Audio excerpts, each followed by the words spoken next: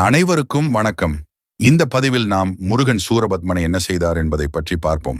இந்த உலகத்தில் அதிரடியான இளமை நிரம்பிய போரின் தெய்வம் யார் என்றால் அது முருகன்.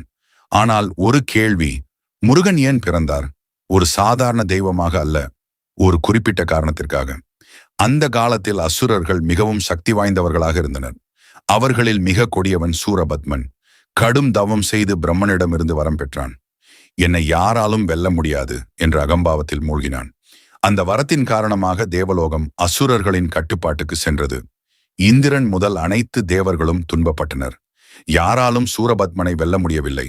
ஏன் தெரியுமா? அவனை அழிக்க ஒரே வழி, சிவபெருமானின் சக்தியிலிருந்து பிறக்கும் ஒரு தெய்வ குழந்தை மட்டுமே. அப்போது சிவபெருமான் தபத்தில் இருந்தார். அவரின் 3வது கண் திறந்த போது அதிலிருந்து 6 தீப்பொறிகள் வெளிவந்தன. அந்த தீப்பொறிகள் சரவண பொய்கையில் விழுந்து 6 குழந்தைகளாக மாறின. அந்த 6 குழந்தைகளையும் கார்த்திகை பெண்கள் வளர்த்தனர். பின்னர் பார்வதி தேவி அவற்றை ஒன்றாக இணைத்தார். அதுவே 6 முகம் கொண்ட அருமுகன் முருகன். 6 முகம் ஏன் தெரியுமா? அது 6 திசைகளையும் காக்கும் சக்தியை குறிக்கிறது. அது அறிவு, தைரியம், அன்பு, ஒழுக்கம், பக்தி, நீதி ஆகிய 6 குணங்களின் சின்னம். முருகன் வளர்ந்ததும் தேவலோகம் முழுவதும் ஒரு நம்பிக்கை வந்தது. இப்போ நம்மை காப்பாற்ற யாரோ வந்திருக்கிறார். சூரபத்மன் இதை அறிந்தவுடன் சிரித்தான். ஒரு குழந்தையா என்னை வெல்லப் போகிறதா என்று அவன் கேலி செய்தான். போருக்கான நாள் வந்தது. அது சாதாரண போர் அல்ல, அது தெய்வமும் அகம்பாவமும் மோதும் நாள். முருகன் தனது வேல் எடுத்தார். அந்த வேல் பார்வதி தேவி கொடுத்தது. அது ஒரு ஆயுதம் மட்டுமில்லை, அது நீதியின் சக்தி.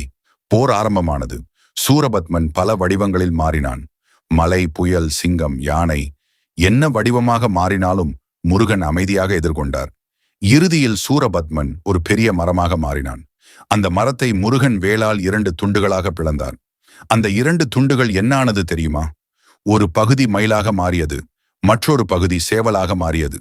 அந்த மயிலை முருகன் தனது வாகனமாக ஏற்றுக்கொண்டார். சேவலை தனது கொடியாக வைத்தார். இதன் அர்த்தம் என்ன?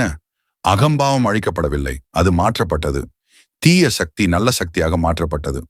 அதனால்தான் முருகன் வெறும் போர் தெய்வம் இல்லை, அவர் மாற்றத்தின் தெய்வம். இந்த பதிவு உங்களுக்கு பிடித்திருக்கும் என்று நம்புகிறேன். இதுபோல பதிவுகளுக்கு தொடர்ந்து இணைந்திருங்கள். நன்றி.